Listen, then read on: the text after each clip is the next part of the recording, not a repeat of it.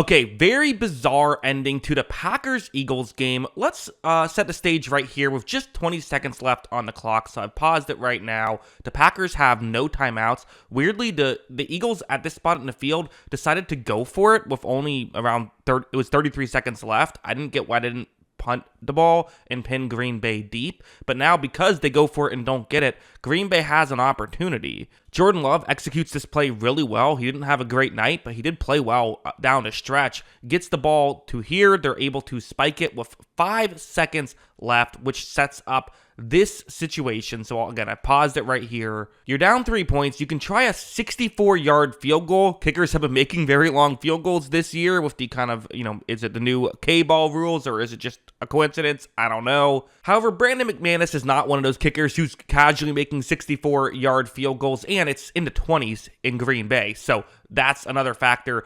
Since there's no YouTube TV, I use something else to screen record this, but I ended up missing to play live, so I'll have to just talk about what happened. But the Packers lined up for a field goal. The Eagles called timeout to ice the kicker, but the ref didn't do a great job at not allowing for a practice kick, which I guess is just the rule. Is if you can kind of get a practice kick off, it's not a penalty. They get a practice kick off and realize that the kick was short by a couple of yards. So then heading over here, the Packers say, well, we got 5 seconds left. Let's see if we can just get a couple extra yards here, right? Even if it's just 2 or 3 more yards, well, that could be the difference. Jordan Love takes the snap. They try and throw it and just nothing open. The Eagles have it covered up. So now you got to try for the 64-yard field goal. It would be the longest kick in Lambeau history.